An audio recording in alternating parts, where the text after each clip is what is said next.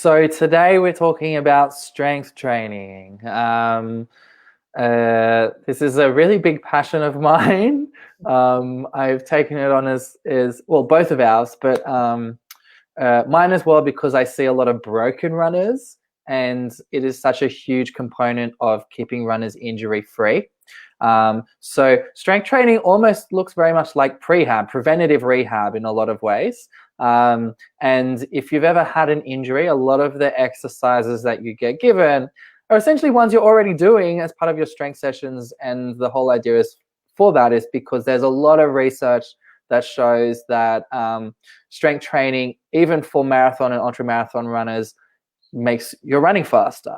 So it decreases your running times for things. It improves your running economy, which means that you're not having to use as much oxygen, so you're actually improving your efficiency. Massively reduces your risk of injury, and you get stronger tendons, muscles, and joints. Because there's a lot of loading that happens when you run. Up to 8 times your body weight with every single step gets loaded through a single limb. So you need to be really, really strong when you run. And a lot of people just think that's just about going for a run. But I hope you've learned by now that we're not about that. We can do it a lot smarter. And I just wanted to tell you all about my personal experience when I broke my foot. Have I told this story, Kate? I don't know. No, I don't think so. I'll say it again. 2018, was training for New York Marathon. Was doing a lot of running training with a lot of plyometric work. So I was doing like group fitness at the time, and broke my foot. And basically I couldn't run in the lead up to that event, but I was still going to New York because I'd fundraised like $2,000 to give to this charity, and I'd have everything booked. So I'm like, well, we're going to New York. Even though I only had 4 races in the lead up to that event, and the furthest was like 22 kilometers, it was nothing. But I was still really, 4 really, runs, really. you mean, in total? 4 runs over the space of literally Wow. 4 or 5 months. But I was still really, really fit, and I was really strong because I'd been training with my personal trainer, and I was still able to do a lot of weight training. I just wasn't able to do the plyometric loading because I'm on my feet all day for work. It just took forever to heal. And I still ran a 17-minute personal best in that event. So that was when I was like, there's something to this. And then Gold Coast last year, I kid you not, I did 1 run before, and don't do as we say, don't do as we do. Like I probably should have done a bit more running, but I was training for some other non-running events like kettlebell stuff. And again, I was just really, really strong, and I had a really strong foundation of muscle strength and muscle endurance, and I'd been doing all this strength training, and I ran a 7-minute personal best again, and I had 1 run in the lead up to that event. So I'm an N equals 1, so don't use me as like the expect to get those sorts of results. But all the research is coming out. By Mike, how many years? I would also preface the story of how many years of really, really structured running training you have under your belt as well. Exactly. It's probably what I needed more of, because I had done so much running training and I hadn't done enough strength training over the years. But all the research is coming out, and all the experts are saying, strength training is really, really important, minimum twice a week for runners to be doing. And it's not just about running all the time, because we do know that there is so much loading that happens when you run. So we do need to manage our load smarter.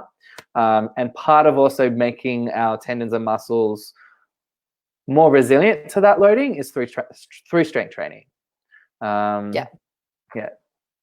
Yeah, absolutely. Only thing I would add is that quite often I see with runners, strength training is the first thing that gets dropped if you get busy. So if things come up throughout the week and you have to drop a session for whatever reason, like obviously that does happen.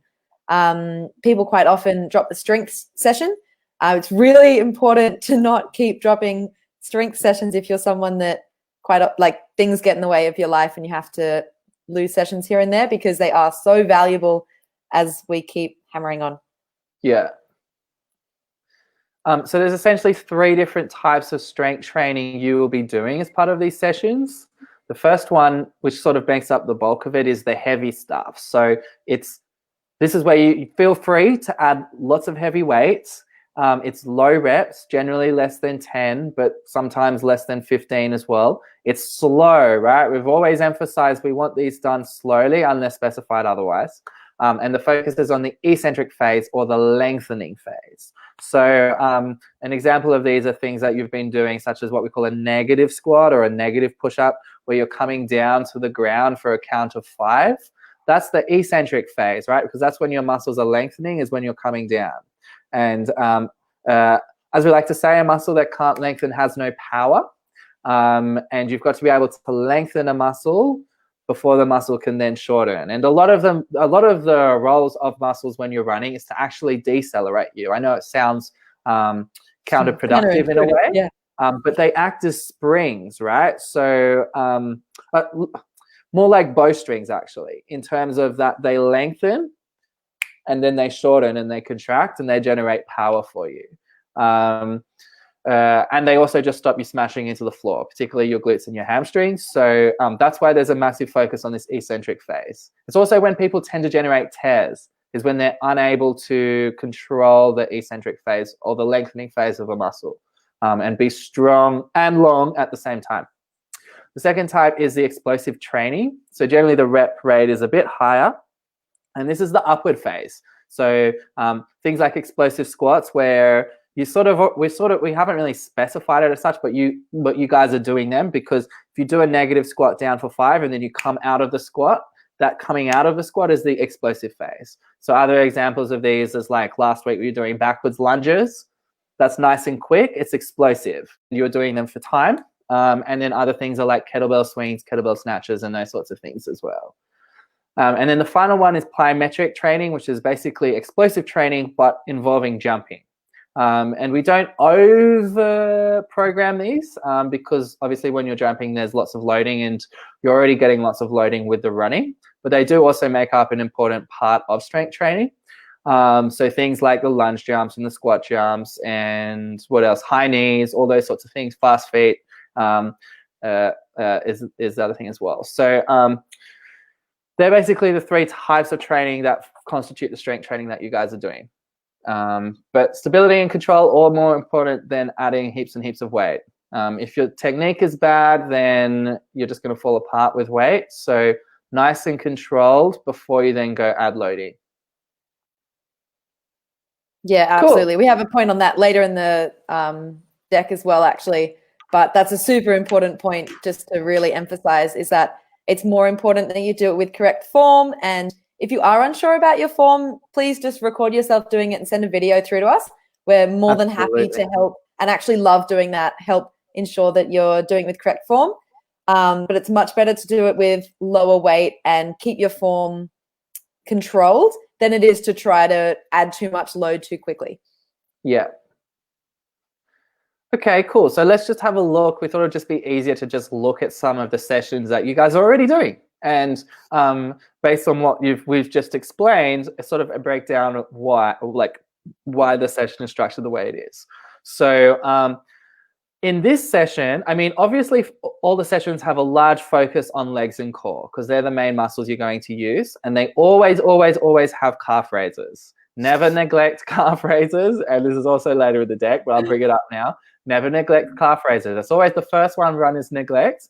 But your soleus, which is one of your calf muscles, is the main muscle that you use when you run. It's what propels you, and it's also actually the muscle that deconditions the quickest as we age, and it's where we generate so many issues is from having weak calves. So never neglect the calf raises. And if you actually want to do them rather than twice a week, you want to do them 3 times a week, perfect. Any runner over the age of 40, 50 definitely needs to be doing calf raises because you are at an increased risk of Achilles and calf tears. Yeah, I quite often, just out of habit as well, if you get home from one of the running sessions, just spend a minute or 2 doing calf raises and just sort of make it a bit of a habit. So you finish your run, you do a few calf raises. Really, really easy way to integrate it in as well. I do mine when I brush my teeth. Yeah, even better. Every day, twice a week. Your day, you're already brushing your teeth. Just do your freaking calf raises. This session, okay, so the idea with this session was as you can see, like a lot of the reps for things are less than 10, which means that there was a heavy focus on the heavy resistance stuff. So these would have been perfect exercises to add weights to if you felt comfortable to add weights to them. Remember, you're not working yourself to the point of getting really bad DOMs because we need you running in like a day or two. So it's not about overworking yourself. You should always feel like you have a few more reps in the tank. But the idea with this is it's got a large, heavy resistance focus with a little bit of mobility. So the wall angels is a mobility exercise. The lumbar lock thoracic rotation is a mobility exercise. But you can see generally the rep range is quite low. And you've got some hip hinging there with your deadlifts, focusing on glute and hammies. You've got some split squats there, focusing on glute and hammies, but also quads. You've got some 5-second negative dip the toes. Remember, that's, again, focusing on that eccentric phase, that lengthening phase, calf raises, and then finishing off with some core.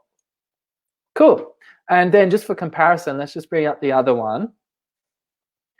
This session looks slightly different, right? So you had some heavy resistance at the beginning with the negative squats, with the overhead press, and then a bit more of a plank focus here too. But then you actually finished with a metabolic finisher, which incorporated a lot more of that explosive type strength work with some plyometric exercises as well. So whereas the other day didn't have this I don't think it had any plyometric work in there. It was purely focusing on the heavy resistance stuff. This one is still mostly, the bulk of it is heavy resistance stuff. However, it does have a little bit of plyometric stuff at the end. So yeah, I hope that just clarifies it, and you can now look at the sessions and go, okay, we're focusing on strength today. I should feel comfortable if I want to add some load here for a bit of extra challenge, nice and slow and controlled, and yeah. And so you know a bit more about the why that it's programmed the way it is, because obviously it is all thought out and programmed for a reason. So hopefully that clarifies. And it's interesting as well. I always think it's interesting to know the whys that you're doing things and just understand a bit better. We thought we'd just end with a couple of considerations for your strength training. The first one is, as mentioned before, so important with strength training. Form is always before ego, so never compromise form for weight or speed. It's much better to, if you have to, drop down to an easier variation of whatever exercise you're performing, and to ensure that your form remains as good as possible. Mm-hmm. I like that. And also a good point Kate brought up was that you have to be able to do it slowly before you have permission to do it quickly. A lot of people will compensate with speed.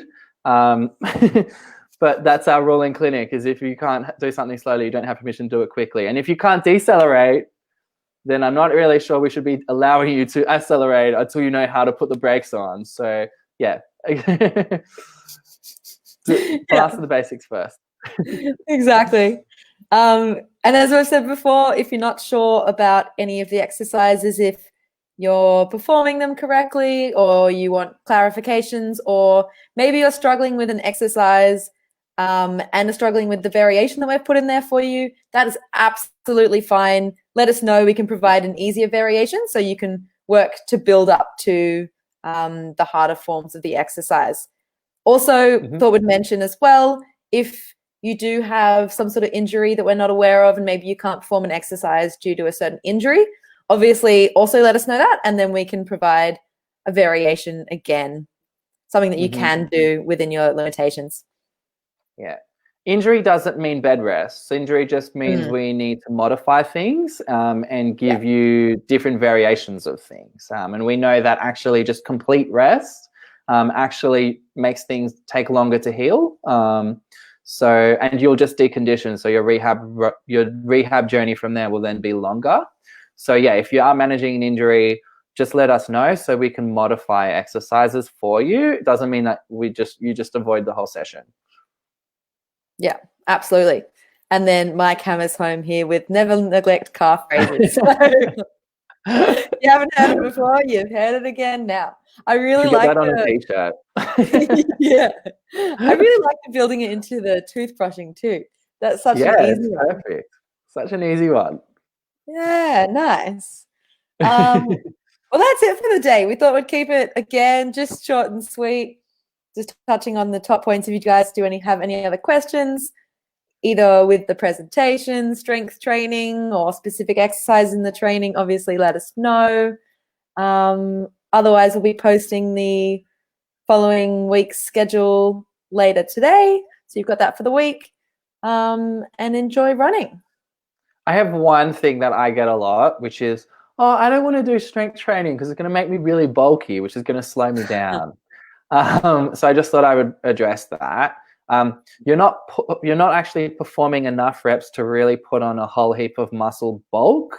In order to do that, you really need to be in that 12 to 15 rep range, and you need to be doing like for generally more than 3 sets, and you need to be doing weights training a lot more than you guys are doing to actually put on any muscle bulk.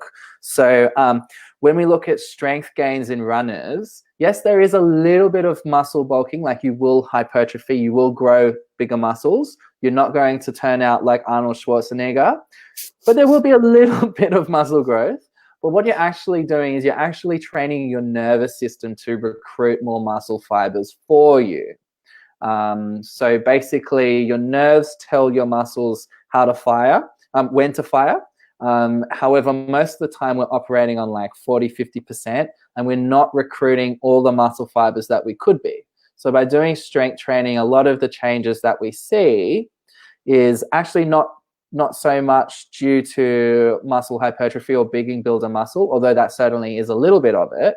It's also just training your nervous system to utilize more muscle fibers, which ultimately just makes you a more efficient mover. And it's also training your muscles to use energy and oxygen more efficiently as well. So yeah, just wanted to address that because a lot of people think that. Yeah. But yeah, that's it.